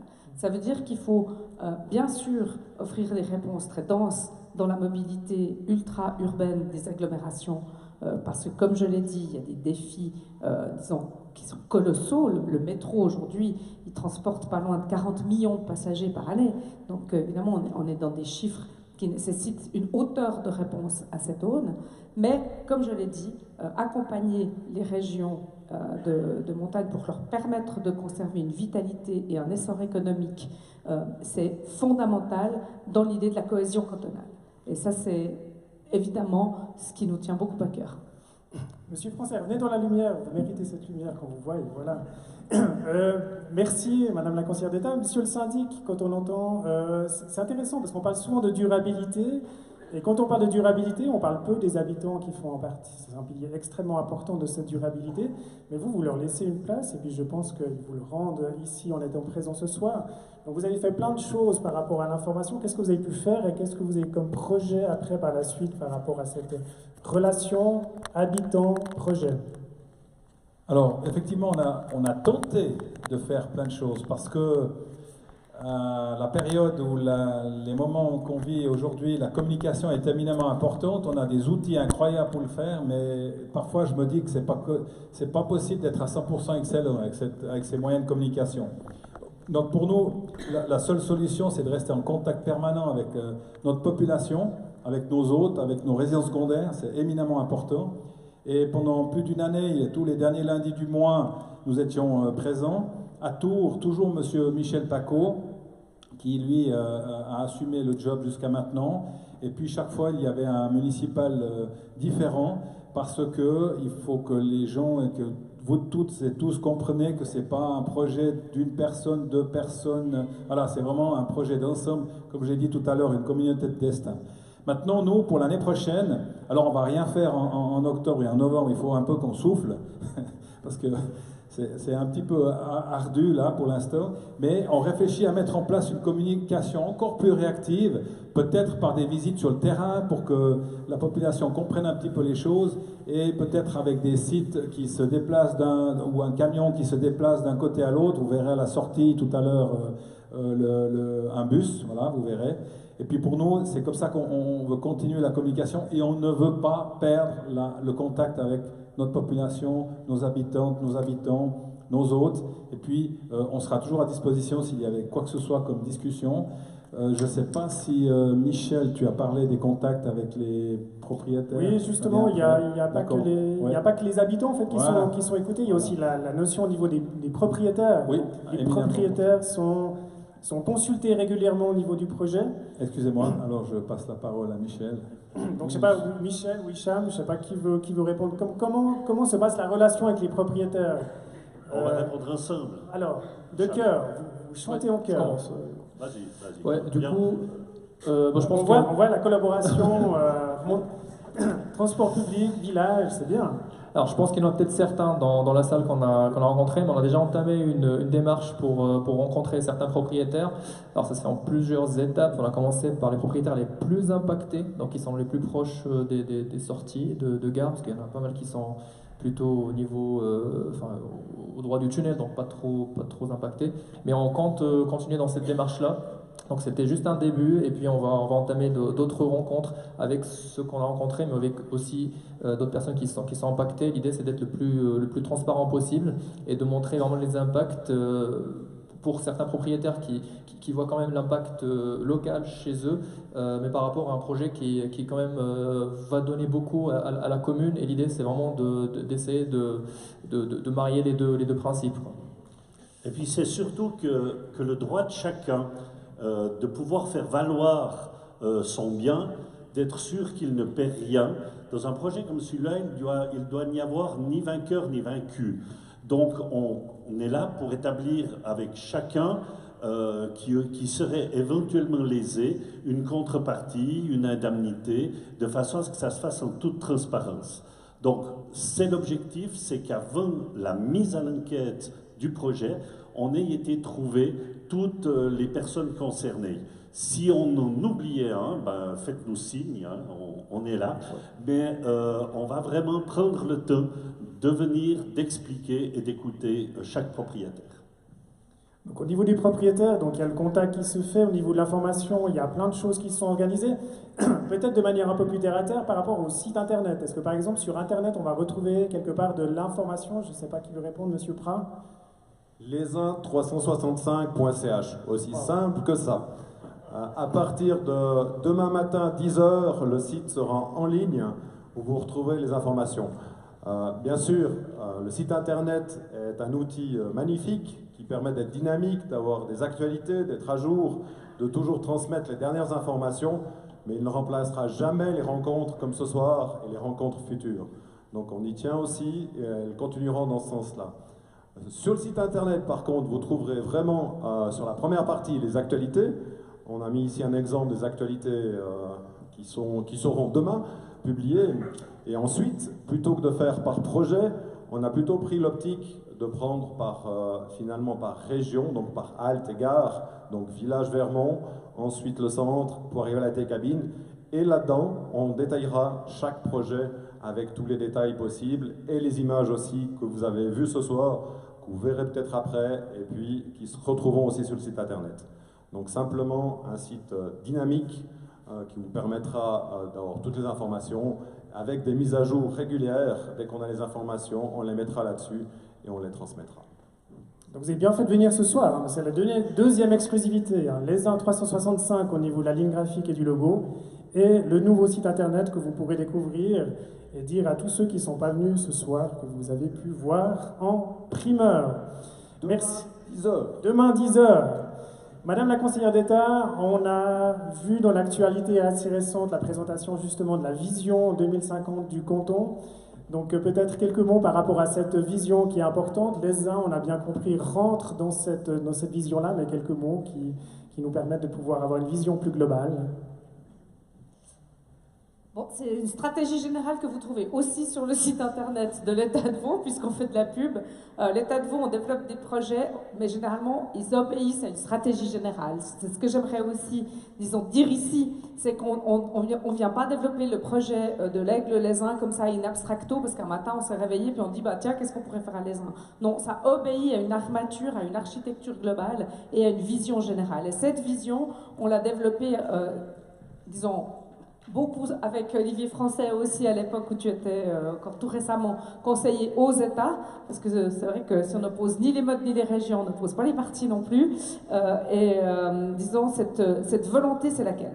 C'est d'être meilleur que nous ne l'avons été par le passé. Par le passé, il est vrai que nous avons peu réfléchi en anticipation, on a peu réfléchi non plus en concertation avec les autres cantons, ni en Suisse occidentale et encore moins en collaboration avec la Suisse alémanique. Or, on a finalement pris exemple sur les meilleurs, on a regardé comment on fait les Uriquois pour obtenir autant d'investissements de la Berne fédérale, et on a fait pareil. On s'est dit, ça sert à rien de pleurer parce qu'on ne l'obtient pas, il faut d'abord consolider une vision générale, se dire on veut quelle serait la vision idéale pour atteindre cet objectif climatique et aussi pour offrir à la Suisse romande la desserte ferroviaire à la hauteur de son poids démographique et économique. Nous pesons 40% du PIB national. Or, nous n'avons pas encore atteint cet objectif en matière de qualité de desserte si on se compare avec certaines métropoles de Suisse alémanique. Mais ça ne sert à rien de poser ce constat et juste rester sur la posture du regret. Il faut se dire, alors on doit développer une vision générale, on doit dire en quoi elle est pertinente, on doit aller convaincre nos collègues de la Suisse romande. C'est ce que nous avons fait au sein de la conférence de Suisse occidentale en ayant un accord avec tous les cantons romans qui inclut le canton de Berne pour nous dire de quoi avons-nous besoin à terme pour être compétitifs dans cette région. La métropole lémanique, Vaud et Genève, on est la deuxième métropole économique du pays. On a cru de manière très importante. Or, nous sommes la seule métropole du pays à n'être reliée que par une simple voie. Et on le voit bien, quand il y a un incident sur cette voie, évidemment le désormais très célèbre trou de Tolochna, qui n'en attendait pas tant, a montré par le chaos ce que ça donne quand cette ligne est interrompue, à savoir une paralysie totale du système ferroviaire en Suisse. Et donc nous avons comme vision première celle d'obtenir la création de cette nouvelle ligne entre Genève et Lausanne, qui a déjà obtenu une part du financement pour sa réalisation dans son premier tronçon entre Morges et Perrois. N'y voyez aucun favoritisme pour la Morgienne que je suis, c'est que ça a aussi une pertinence sous l'angle ferroviaire. Maintenant, nous devons absolument obtenir la deuxième partie pour étudier le reste, Perrois-Genève. Augmentation de capacité, augmentation aussi de la vitesse, et ça c'est un deuxième enjeu très important, c'est la relation que nous avons avec la capitale, avec Berne. L'axe Lausanne-Berne aujourd'hui, il n'est pas compétitif si on se compare avec les vitesses des trains entre les métropoles alémaniques. Et donc si on n'arrive pas à atteindre le nœud de correspondance à Berne dans un temps inférieur à 1 heure, ça veut dire qu'on va être décroché du réseau national.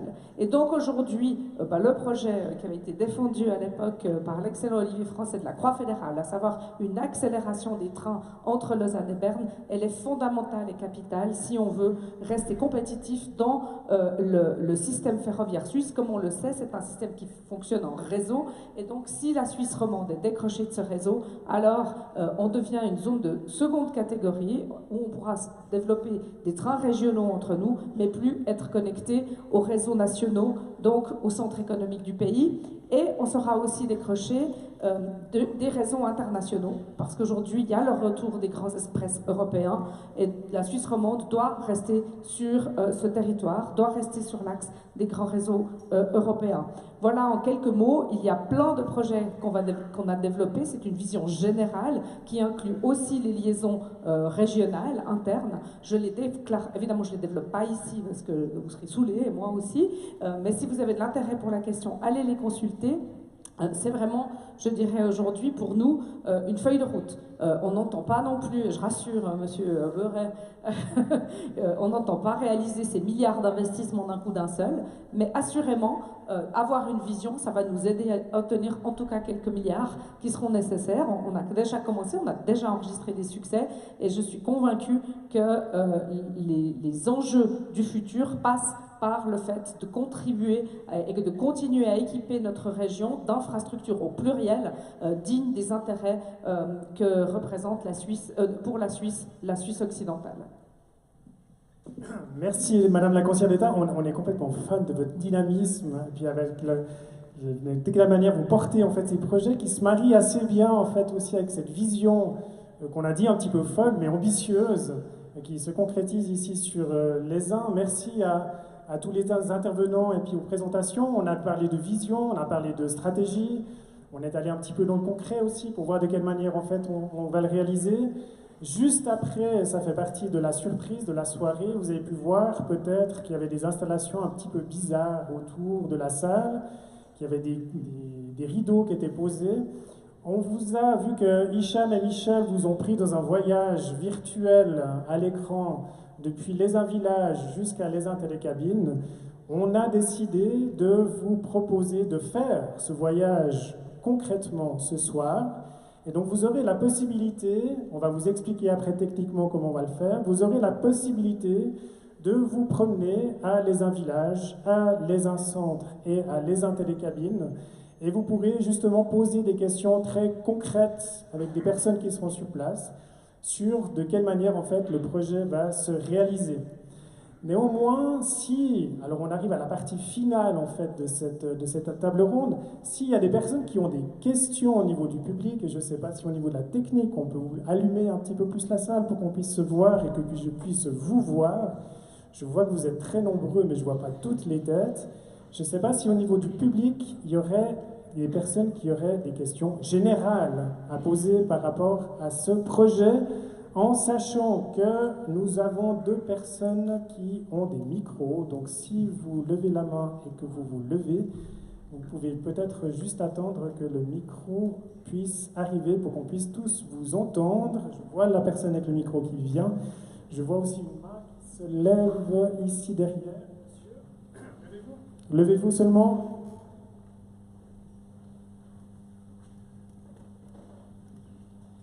Oui, bonsoir, David Felton, Les Uns. J'ai une question qui s'adresse particulièrement à M.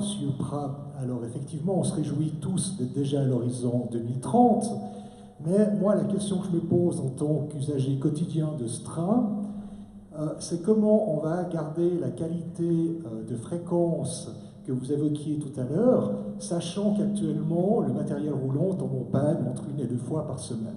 Merci.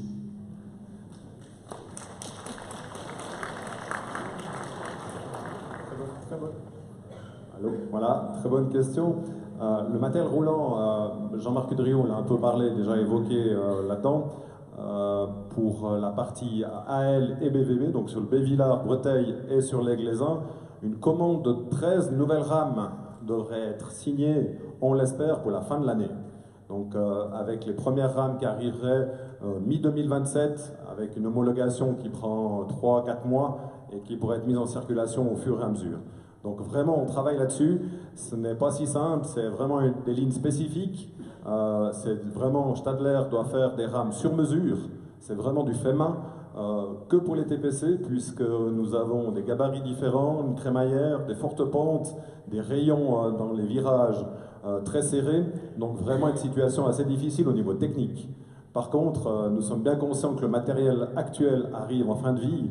On essaye et on doit se battre pour le garder en exploitation jusqu'à l'arrivée des nouvelles rames, et je vous concède que c'est pas facile et qu'on a quand même régulièrement des pannes sur ce matériel roulant. Par exemple, on a dû changer les 3 moteurs d'une rame complète.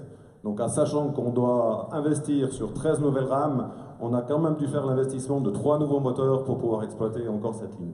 Donc on est vraiment aussi comme vous pressé d'avoir ce nouveau matériel roulant pour offrir un service de qualité à l'ensemble de la population. Encore une bonne nouvelle avec justement cet achat de nouvelles rames. Est-ce qu'il y a encore une... Monsieur?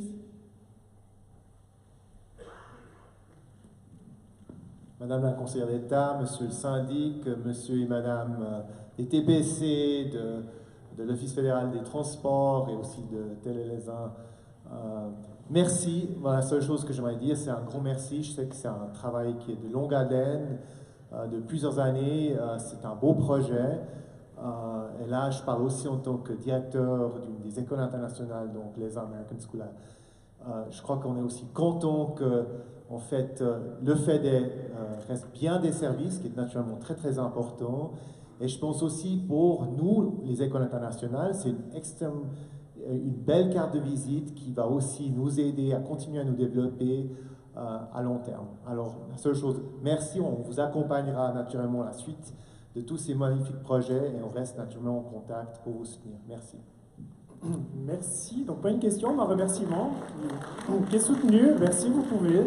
Est-ce qu'il y avait une autre question juste derrière, voilà, au milieu.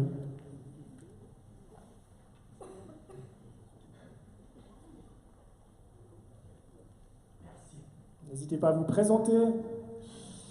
Alors, bonsoir mesdames, messieurs. Permettez-moi un petit écart avant de revenir au thème de cette soirée. Le comité de l'APRS, à savoir l'Association des propriétaires de résidences secondaires, pratique entre autres la spéléologie dans des gouffres réglementaires où des nouvelles extensions sont régulièrement mises à jour. Plus sérieusement, je suis le président ad intérim de l'APRS. L'association représente les intérêts de ses membres auprès de la commune, avec laquelle elle entretient un dialogue très constructif. L'association apporte aussi des éclaircissements sur les règlements et leurs applications, en particulier, ou par exemple, la taxe de séjour. L'association, maintenant, a bien suivi le développement du projet du train, y compris sa mise en œuvre inéluctable.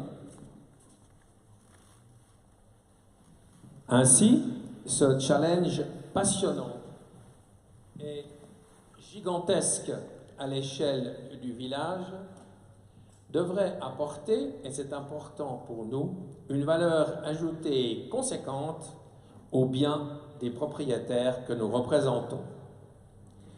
Nous sommes aussi sensibles aux effets directs et indirects sur la vie du village, comme ça a été mentionné, mais en particulier sur les commerçants, garants d'une part primordiale de l'attractivité de l'Aisin que nous avons choisi. Nous entendons bien vivre et suivre la réalisation de ce prolongement auquel, personnellement, j'adhère sans réserve et pleinement. Je vous remercie. Merci beaucoup. De nouveau, oui, madame. Ici, devant. Ah, il y a un autre micro, madame. On vous l'amène. Bonsoir, madame Bourcatièche de l'Aisin. Il y a dans votre projet quelque chose qui me dérange, c'est les 180 places de parc à la place large. Parce qu'on dit mobilité douce, et c'est 180 voitures qui vont traverser le village, alors qu'il y a déjà un parking et la patinoire. Donc je ne comprends pas pourquoi on n'élimine pas ce parking, justement, qui fait en plus concurrence au train, et qui est en haut du village, donc ça veut dire qu'il va traverser les voitures vont traverser tout le village. Voilà. Monsieur le service, Michel Paco. Madame Thièche-Bourquin, question pertinente. Effectivement, aujourd'hui, nous avons 108 ans de places de parc. Il faut savoir que dans les conventions que nous avons signées, notamment avec l'Office fédéral des transports, dans le cadre de la libération de phase, comme ça l'a été expliqué par M. Christophe Beuret, nous devons supprimer toute une série de places de parc ailleurs. Voilà. Et à partir de là, donc nous aurons moins de places de parc sur le territoire lesnoux, parce que, vous avez raison, c'est bien parce que nous avons un train qui se prolonge et une gare qui rentre à l'intérieur du village qu'on doit privilégier la mobilité en train et non pas la mobilité en voiture. Ceci dit, je fais un petit clin d'œil aussi, la mobilité en voiture, je ne sais pas, moi, l'avenir des voitures électriques, l'avenir des voitures hydrogène, je ne sais pas, dans 20 ans, 30 ans, ce qu'il y aura, j'en sais rien du tout. Et pourquoi ces 108 ans de place? Parce qu'elles nous semblent primordiales à l'endroit où elles se situent, elles existent aujourd'hui. Et je redis que sur le territoire lesnoux, nous devons avoir, dans le cadre de tout le développement de la mobilité, un plan des parkings. Ça veut dire notamment que nous devrons, à un moment donné, comme je l'ai dit, je redis encore une deuxième fois, ça c'est important, cette convention qu'on a signée avec l'Office fédéral des transports et le canton de Vaud, Madame Gorité, nous devons supprimer des places de parc. Et celles-là, nous avons souhaité les garder. Pourquoi? Parce que nous savons qu'il y a aussi des projets hôteliers. Certains dans la salle ont eu des séances participatives autour de ces projets hôteliers qui ne sont pas du ressort de la commune, qui sont des privés. Il y a un ou deux promoteurs dans la salle qui ont ces projets hôteliers, qui récemment ont aussi un intérêt à ces places de parc, à un moment donné ou à un autre. Voilà. Donc vous avez raison, Madame Bourcatièche, mais le nécessaire sera fait en termes de diminution de places de parc. Par contre, ces 180-là, elles sont nécessaires à cet endroit-là. Merci. Merci. Est-ce qu'on prend encore une question? Il y a deux mains qui se lèvent. Peut-être juste derrière. D'abord madame, et ensuite monsieur. Oui, bonsoir. Roberta Falciola. En fait, j'ai une question qui est liée aux places de parc qui sont sur la place large. Je crois que Lézin est un village très attractif, mais aujourd'hui, les voitures traversent finalement la seule rue du village et la seule rue du centre. Donc, est-ce que vous pouvez nous en dire plus sur votre projet de mobilité, vu la suppression du funiculaire qui part en fait de la place d'ici, du sport. Est-ce que c'est possible de désengorger finalement Lézin, le centre de Lézin, pour éviter d'avoir et les bus et les voitures qui traversent ce centre et favoriser les commerçants aussi? Je crois que Michel Paco veut répondre. Volontiers. Madame, votre souci est également le nôtre. Vous pourrez voir, et vous avez peut-être vu sur le slide où on avait plusieurs colonnes, la dernière colonne, c'était la mobilité, vraiment l'axe de mobilité. On ne veut pas mettre la charrue avant les bœufs, comme on dit, mais il est évident que dans un projet comme celui-là, nous allons devoir, après l'étape, il fallait maintenant définir les gares, définir les accès. Et à ce moment-là, maintenant, on part dans un plan de mobilité, des zones de rencontre à 20 km/h, des zones à 30. On a entendu énormément de monde qui nous disent les voitures roulent trop vite, les piétons au milieu de la route, etc. On doit chercher des solutions, on va les trouver. Elles ne sont pas simples, elles vont demander des études, mais le plan de mobilité, ce n'est pas seulement le train et un funiculaire, ça sera également la gestion du déplacement des gens depuis des places de parc regroupées, peut-être ici, et un déplacement pour faciliter la vie dans le village. Et ça, c'est un objectif qui doit être atteint au plus tard à la mise en service du projet total. Mais oui, on y est, et on va dans ce sens-là. Mais c'est difficile aujourd'hui, vous comprendrez, de dire « Ah ben, on met cette rue-là à 50, on la met à 20 ». On ne sait pas pourquoi, on ne sait pas comment. Il y aura des ateliers participatifs pour la rue de la Cité. On sait l'avenue Royer, la même chose, la rue du Belvédère, où les gens roulent peut-être, et je crois quand même un peu trop vite. Donc on est sensible à ça. Mais du jour au lendemain, on ne peut pas faire. Par contre, oui madame, on y arrivera et en 2033, à la mise en service, ce plan sera effectif. On se retrouvera certainement alors dans les ateliers participatifs qui nous permettront de réfléchir justement à ce sujet. On a peut-être une dernière question ici devant, monsieur. Merci. Léonard Farine de Hollon. Pas sur mon temps, voilà. Léonard Farine à Hollon. Merci beaucoup, c'est extraordinaire de voir tout ce travail et on se réjouit tous d'être en 2033. D'ici là, je voulais juste témoigner de comment c'est difficile de venir en train skier ou faire d'autres activités à Lézin. En fait, on ne se rend pas compte, c'est facile d'y venir, ce qui est compliqué, c'est de repartir.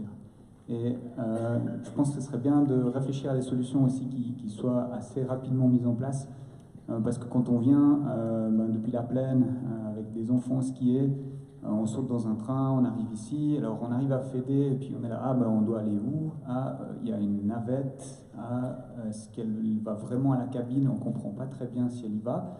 Ensuite, quand on rentre dedans, elle fait tout le tour du village et elle nous amène beaucoup plus bas que le départ des cabines. Du coup, on se retrouve tout à la fin de la file de tous les gens qui sont venus en voiture et donc on doit attendre plutôt que d'avoir le privilège de les dépasser, qu'on le sait dans d'autres stations, pour ne pas nommer Villars. Et ensuite, on se retrouve sur les pistes de ski. La journée se passe bien, ce qui devient compliqué, c'est de rentrer chez soi. Donc on est au snowpark avec les enfants, puis on se dit, bon, alors maintenant on va devoir rentrer en train. Alors il faut trouver à quel moment c'est le bon moment de descendre à ski jusqu'au départ des remontées mécaniques, pour ensuite comprendre où est l'endroit qui va nous ramener jusqu'à la gare de Fédé, pour ensuite espérer ne pas rater le seul train qu'il y a chaque heure. Et je vous promets, c'est un parcours du combattant, de savoir à quelle heure il faut partir du snowpark pour qu'on arrive à bon port et ne pas arriver justement très frustré et devoir attendre 1 heure à Fédé après une belle journée de ski. C'est la même chose aussi en été à vélo ou autrement, et je pense qu'il y a des efforts à faire avec des solutions à court terme pour que les gens aient du plaisir à venir et puis viennent pas qu'une fois, puis après ils se disent bon je viens plus à Lézin parce que c'est impossible de venir en transport public, et ensuite les gens prendront leur voiture. Donc c'est intéressant, on voit la question un peu dans l'autre sens, on vient mais on repart aussi, malheureusement, on doit repartir. Je pense que notre délégué à la mobilité a envie de répondre par rapport à ça. Alors oui, toujours. Répondre, oui. Aujourd'hui, si vous prenez l'application CFF et que vous tapez au long les télécabines, vous aurez votre horaire précis avec les navettes. Depuis l'année passée, les horaires des navettes sont mis dans l'horaire CFF que vous trouvez en permanence. Donc l'horaire jusqu'au départ des télécabines, vous l'avez. À l'aller comme au retour. Ce que je peux encore vous dire, c'est que on a mis en place depuis l'année passée, et ça sera maintenu l'horaire prochain, 2 boucles de bus. Un bus rouge qui tourne plutôt dans la zone American School, centre du village et qui remonte, et un bus bleu qui lui tourne au fond des Essers, non c'est le bus rouge qui va aux Essers, bus bleu qui descend au bas du village. Grâce à ces 2 bus, vous avez toutes les demi-heures au départ de la gare de Fédère la possibilité d'aller aux télécabines, une fois en 3 minutes, une fois en 6 minutes, à cause du croisement, et le retour est la même chose. En plus de ça, vous avez la ligne 175 des TPC qui, si le train avait du retard ou autre, vous permet de descendre depuis les Infédés jusqu'aux télécabines. Je suis d'accord avec vous, l'arrêt il est hyper mal placé parce qu'il est le long de la place large, et puis vous devez remonter la passerelle, mais comme tout le monde, parce qu'on ne peut pas arrêter le bus dans le contour. Ce qui ne sera plus le cas avec le projet, parce qu'on aura un niveau, une nouvelle route du Belvédère qui permettra de s'arrêter. On a également assurer ces correspondances à chaque train, alors pas à 5 h le matin, mais à 7 h pour les étudiants qui descendent, 2 bus qui tournent, alors là c'est pas l'heure d'aller au ski, mais c'était l'heure de descendre pour les pendulaires, et puis l'objectif est de revenir.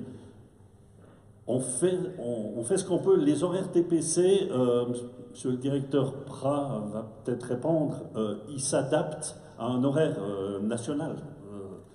Oui, clairement, 2025 est un grand changement d'horaire pour les TPC, puisque l'horaire CFF est vraiment modifié, ce qui doit modifier toutes nos prestations. Mais par chance, pour nous, dans le Chablais, c'est un horaire qui est avantageux, avec plus de trains sur la plaine, donc vraiment Aigle et B, aussi avec des correspondances différentes. Donc on va pouvoir faire des correspondances différentes et faire une cadence un peu plus élevée. On va essayer, on ne pourra pas le faire encore la demi-heure comme on aimerait, puisqu'il nous faut un point de croisement. Ça sera lié avec le passage direct aussi à Aigle. Là où on rebrousse au dépôt, on va supprimer et faire ce passage direct. On espère 2026-2027 ce passage direct, mais au moins on peut déjà augmenter la cadence et essayer de faire chaque 40 minutes un train pour améliorer la situation. Donc on n'attend pas 2033 pour améliorer, on essaye chaque étape de l'améliorer et puis d'avancer pour arriver vraiment à 2033 avec déjà une prestation de bonne qualité, et puis là vraiment on pourra mettre sur pied le concept complet au niveau de transport public. Voilà un travail d'amélioration continue qu'on va pouvoir tester, et merci pour la participation à ces questions. Merci à vous tous d'être aussi nombreux ce soir et d'avoir assisté à cette table ronde. J'aimerais remercier toutes les personnes qui ont participé. Madame la conseillère d'État, merci pour votre fidélité et puis votre venue chez nous ici à Lézin. Je crois qu'on a un petit souvenir de Lézin.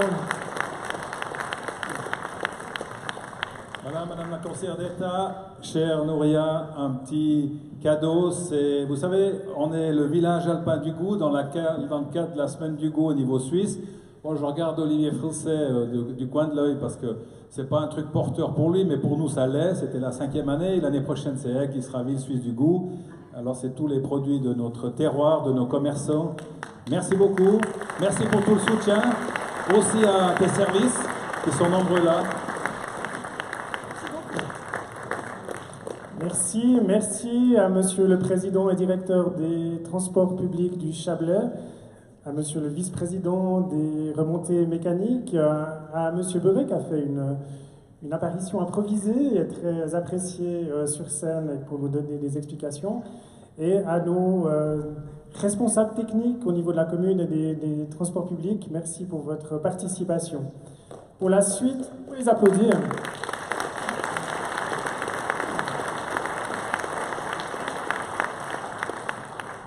Et là, vous avez besoin d'un petit peu d'attention supplémentaire parce que je vais vous raconter plein de choses extrêmement intéressantes pour la suite de la soirée. Non seulement vous allez avoir un apéritif qui est offert par la commune, et les transports publics du Chablais ou la commune, qui se trouve derrière la salle. Donc merci à Cyril et Elodie du restaurant du centre sportif, à la boulangerie du Bois et à la boulangerie Bunchu pour tout ce qu'ils nous ont préparé et que vous pourrez déguster tout à l'heure. Ensuite, vous allez avoir 3 points d'animation. Le premier point d'animation, c'est comme je vous ai dit, on va vous inviter dans un voyage. Vous allez pouvoir faire le trajet, alors vous allez voir, vous allez pouvoir rentrer dans un tunnel. On a fait exprès un tunnel assez sombre et autre, osez rentrer. Et puis ce tunnel va vous amener dans ce voyage que vous ferez bientôt en 2033 à Les Uns Villages, Les Uns Centres et Les Uns Télécabines. À chaque gare, vous aurez des personnes qui seront spécialisées, qui seront là pour vous expliquer les différents panneaux qui vous seront présentés et vous pourrez vraiment concrètement poser des questions sur ce projet. Vous verrez, le tunnel, il est assez étroit, il est assez sombre. Les gares sont encore pas aussi grandes qu'à la réalité. J'ai essayé de les faire aussi grandes, mais on n'a pas réussi. Donc ça veut dire qu'au niveau de la place, on n'a pas énormément de place. Donc n'hésitez pas à avancer de gare en gare et puis peut-être à refaire un deuxième tour ou refaire un troisième tour. Vous avez 2 autres points d'activité qui se retrouvent à l'extérieur. Vous êtes rentré par le garage derrière ici. Vous pouvez ressortir par là et là, vous pourrez découvrir à droite la nouvelle télécabine qui sera bientôt la vôtre. Donc vous pourrez la visiter, vous pourrez aller la toucher, la voir. Et à gauche, vous pourrez découvrir le nouveau bus avec le nouveau logo et la nouvelle charte graphique de Les Uns 365 qui vous permettra non seulement d'aller aux télécabines pour aller skier, mais aussi de revenir à l'heure pour reprendre le train et puis aussi de circuler dans le village tout au long de l'année. Donc voilà, profitez de ces 3 points qui vous sont proposés et puis de pouvoir aussi discuter, échanger avec toutes les personnes qui sont présentes. Merci infiniment à tous et je vous souhaite une bonne découverte de votre avenir de la mobilité. Merci beaucoup.